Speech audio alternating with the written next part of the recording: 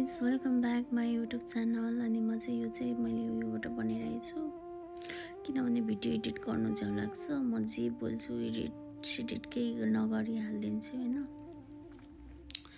जब मान्छेलाई एक्लोपन हुन्छ, जब मान्छेलाई होइन अब मान्छेहरू किन बोलेर आफ्नो स्टोरी भन्छु होइन, तर त्यो होइन रहेछ कि भन्यो भने चाहिँ आफूलाई नि हल्का फिल हुने कि अनि अब जब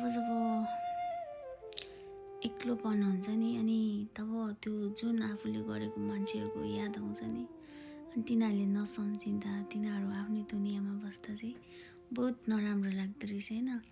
अब हेर्नु न साथीहरू, हुन चाहिँ मैले भनेको गलत हुनसक्छ, म स्वार्थी हुनसक्छु, म सेल्फिस हुनसक्छु होइन। अनि जब मान्छेलाई पर्छ नि तब थाहा हुँदो रहेछ कि अरूको लागि केही नगरेर बस आफ्नो लागि सोचेर बसेर आफ्नो लागि गर्ने मान्छेहरू खुसी होला।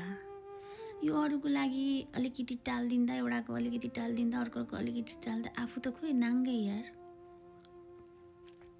अहिले होइन बोल्ने बेलामा बोल्ने अब आफूलाई जे परिरहेको छ होइन, आफूसँग म बोल्छु भन्दा पनि आज कोही छैन कि होइन।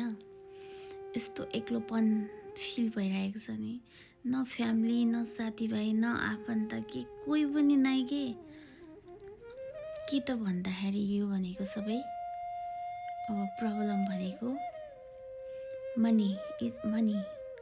पैसा छ सब छ, पैसा छैन केही छैन कि मान्छेहरूलाई दिइन्जेल गरिन्जेल पछि लाग्छ, दिन्छ गर्छ होइन।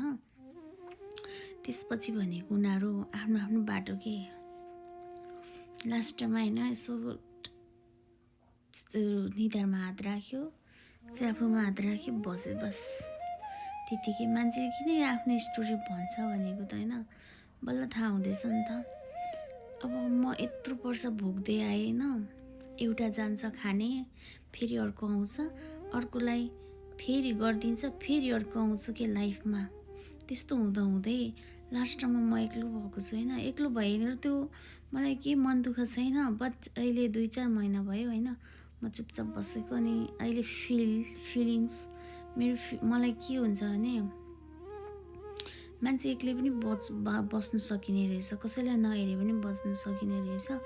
अनि किन हेर्ने त टाइपको हुन्छ। अनि फेरि अर्को आउँछ ए यस्तो भयो उस्तो भयो भन्छ, ओहो टाइपको लाग्यो है। मैले के चाहिँ गरेको छुइनँ कि न आफन्तको लागि न पढाइको लागि क्या। हिजो म एक्लै माथि आएको मान्छे हो हुनु चाहिँ होइन, मलाई कसैको सपोर्ट पनि थिएन पनि। अब म होइन कति दुःख गरेँ, कति लाउनु मन थियो होला, कति खानु मन थियो होला होइन। कहिले नै कि मैले कहिले मेरो इच्छाहरू कसैलाई बताएन भने मलाई यो गर्ने इच्छा छ भन्दा पनि थिएन कि त्यो बेला। अनि अब अहिले कस्तो लाग्छ भने मान्छेहरूले आफ्नो कहानी भन्छ नि यति धेरै मेरो होइन मैले भन्यो भने एउटा फिल्म बन्छ होला।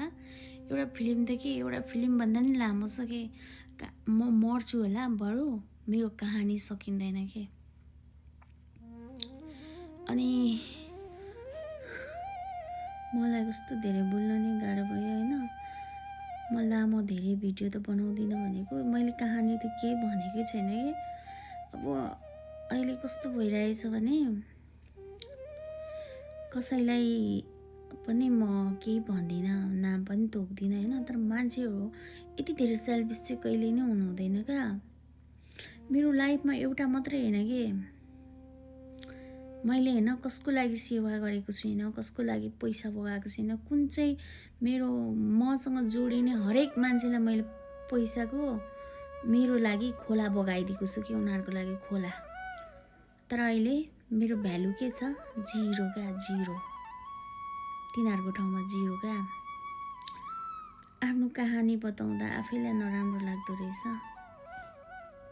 बेलैमा बुद्धि पलाउनु पर्ने तर ढिलो भयो कि अहिले म नाङ्गे झ्यार छु होइन। यस्तो नराम्रो लाग्छ होइन, यस्तो आफैबाट यति धेरै रिस उठेर आउँछ होइन। ओ माई गड गाइस यस्तो नै हुँदो रहेछ कि लाइफमा होइन। म सोच्छु नि त अनि त्यो सोचेर बस्यो भने झन् धेरै डिप्रेस टाइपको भयो कि मलाई त। अब बोल्ने पनि नै होइन, मैले कसको लागि के चाहिँ गरेको छुइनँ क्या। यहाँ कसले चाहिँ मेरो लागि केही गरेको छैन भन्न सक्छ सक्दैन नि। सबको लागि गरेको छु क्या। मेरो आफन्त, मेरो साथीभाइ, मेरो नजिक छिमेकी, मेरो त्यो चिन्दै नचिनेको मान्छे, त्यो आफन्तको आफन्तलाई नि हेरेको मान्छे हो क्या म।